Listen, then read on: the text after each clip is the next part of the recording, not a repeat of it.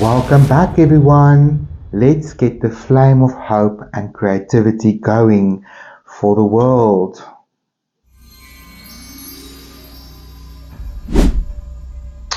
Right, may all beings benefit, right? Now, let's just recap a little bit just to bring you guys up to speed, because I have added another layer, but I didn't feel it necessary to record it because it's just repetitive.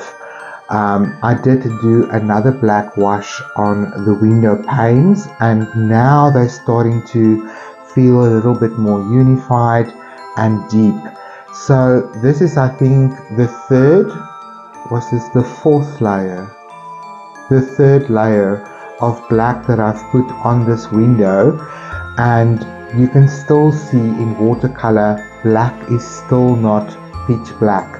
So it's not something to worry about when we talk about black. It's just a beautiful, grounded and deep pigment that reads as black, but it doesn't overconsume the paper. And I looked at photographs from our earlier scenes when I just added the window panes and everything else was still white paper, and I realized the contrast between the two then made the black look pitch black. But now that there's more around it, it isn't as deep as it originally looked.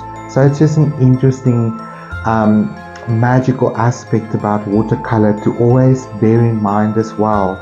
Most of the time, that's 99% of the time, the color is going to dry lighter than you imagine it is. Just sometimes, and I think it depends on how small the area is, it can end up staying as dark as it is and you thought it was going to lighten, especially if your pigment was mixed a little bit more towards the honey consistency. So those are just some little things to take note of when you are painting watercolor. Right, so I've done another layer in the window panes in the back, and just to give you an indication, this grey, or this part that looks grey, was about how dark the first layer of these paints were before the consecutive washes that I've added. So you can see how much it's deepened in comparison. I also did finish the final 3 shadow marks in the back, because I felt I did illustrate that well enough, so it's not like you've missed out on any technique. I just simply wanted to catch up with this painting so that we can now be ready to go into the technique that I do want to show you guys. And for that, I'm going to focus on all of the detail that you see on the wood grain, and that is what I'm going to focus on in this session. Right, so I'm thinking I'm going to use my quill brush, and let's just mist our watercolor and get everything going here. There we go. Add some water to everything to activate, and I want to make a deeper color of this mixture that we did yesterday. So I've got here some Mars black, Payne's grey, and whatever else was in this well. It's all neutrals, but I do want to add a little bit of my browns to that. So I'm going to go into my sepia. I keep calling it sepia, and I'm starting to sort of question if it is sepia, if it's not burnt sienna and raw sienna. I think that's probably it, because the burnt sienna, if this is burnt sienna in this well that I've been telling myself is sepia,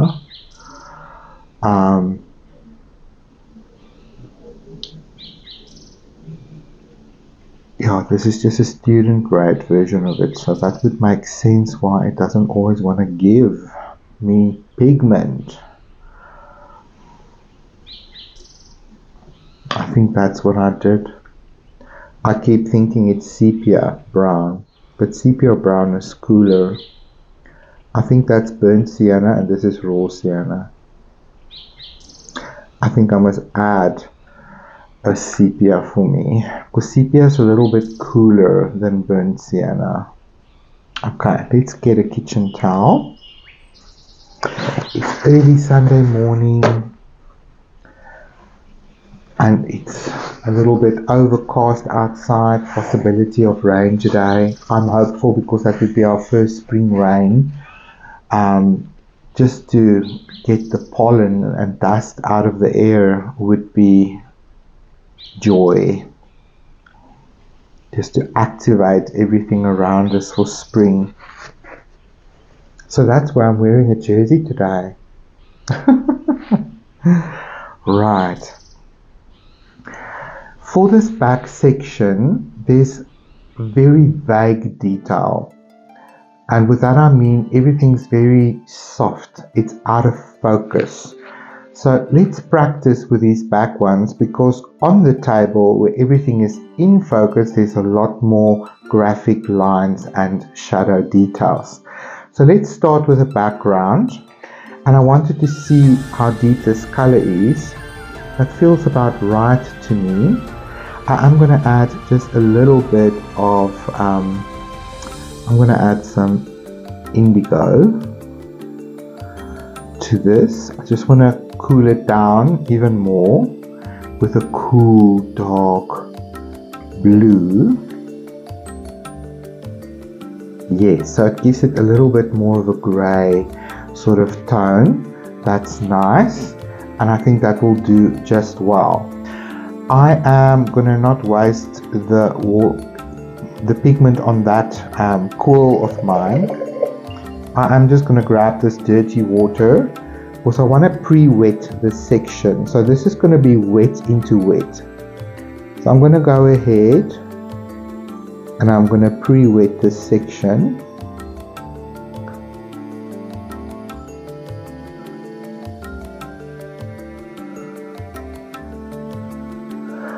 I'm even going to allow it to touch this section that I've previously painted.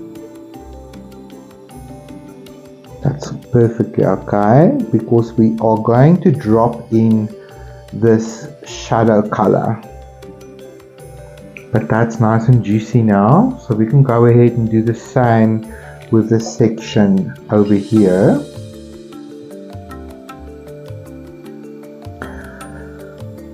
Which is basically that section over there.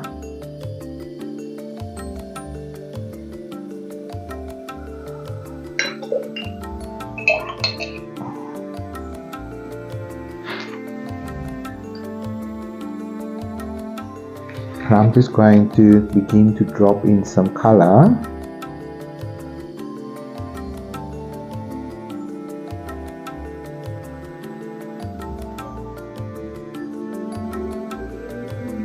And I'm using the wet into wet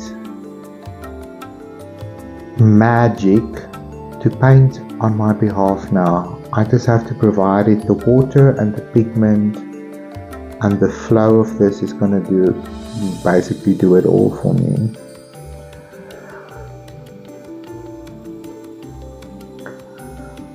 Okay, this one soft here on the edge, and then disappears into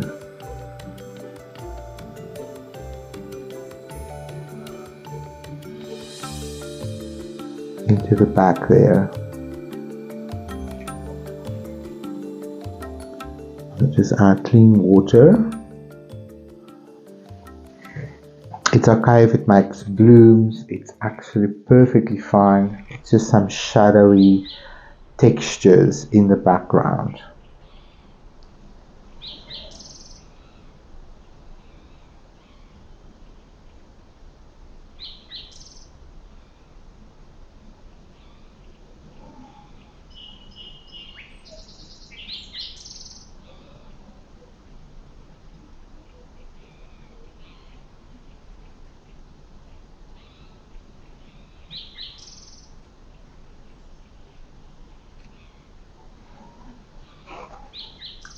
The section is behaving Very funny.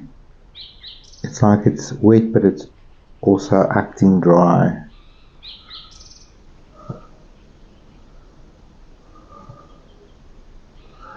I'm just going to pick up the dam of water here. There we go.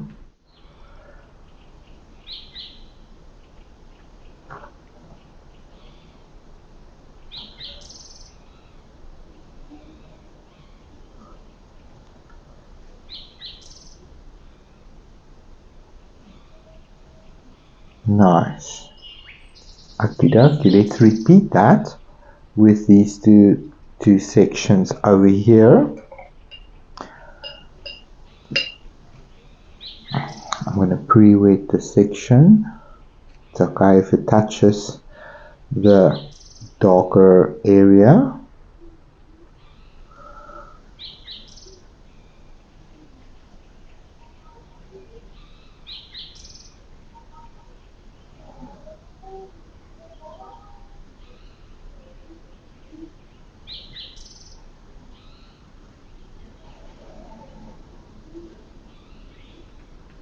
It's just going to help to blend these lines, but it's definitely darker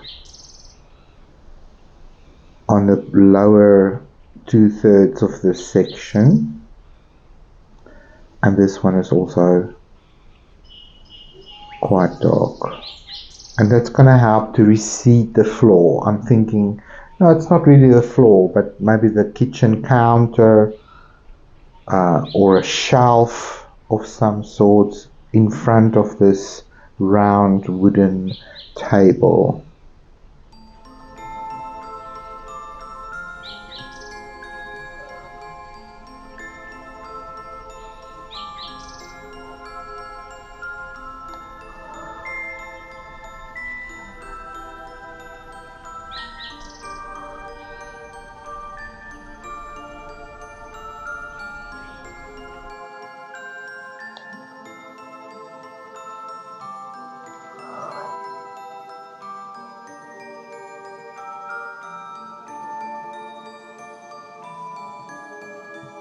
I think that's perfectly fine. I'm going to rinse out. Right. Now that that is painted, the advantage is we've got more sections and fields available to us to paint on, so we don't have to take long breaks in between. Right. Now I'm going to go ahead and draw in the shadows that's over this table as well. So I'm going to basically follow the same strategy that I just did with the wood in the back. I'm going to wet the entire table area so that when I drop in the shadow colors that there's no hard edges. But I'm going to keep this front section of it pretty dry because I don't want this to be any darker. The shadows are quite contained tightly against the potion bottles, and it's from around here that it starts to basically go over everything.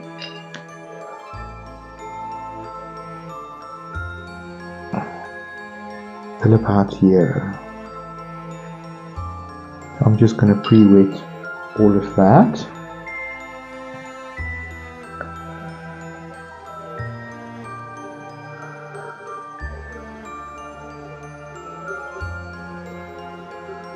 Okay, I'm going to take my very damp brush and pick up this shadow color, and I'm just going to go ahead and drop it in and allow it to flow so long. And I'm going to coach this water forward, get it out of this valley, so to speak.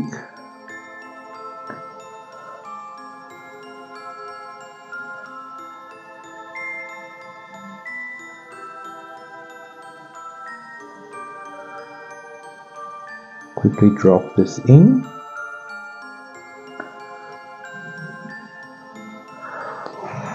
And then I'm just going to use a damp brush just to soften that edge. Beautiful. Nice. Now quickly, there's some cast light from this green bottle, and it's in this area. So I want to just go ahead and drop in a little bit of this green here.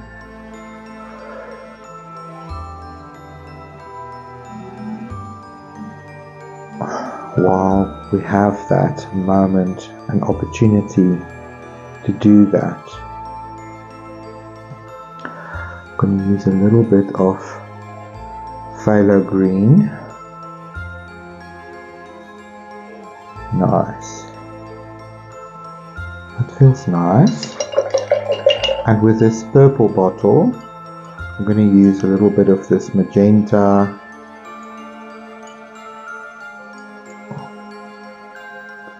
and just draw a little bit of a ring, almost like that. It will make sense later. And around this golden bottle, I'm going to grab a bit of my quinacridone gold deep, and I'm just going to make a little ring like that. So it's going to be cast light from the potion bottles that will reflect in the shadow. Right. Oh, there's pigment in there. So that's a lot of water in that area, but it's okay. I quite like that shadow, but I'm going to come in with a very damp brush, and I'm just going to soften the edge of the shadow.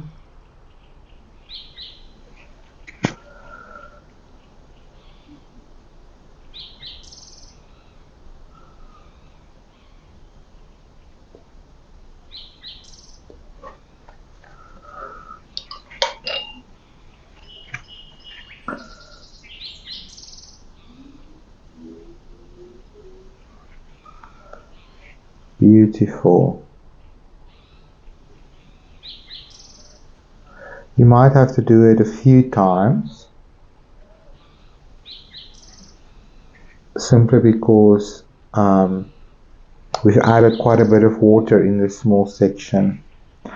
It's bled a little bit into my potion bottle, but it's not the end of the world. It's going to be a darker color down here anyway, so I'm not going to stress about that. We will correct the shape again when we paint in the potion bottles. Right now I'm just focused on softening the shadow line.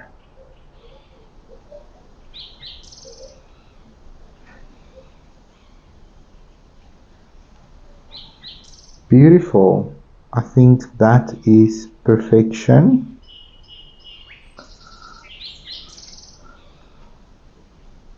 Leave it alone. We're going to let that dry. Okay, let's rinse out and get our brushes out of the water.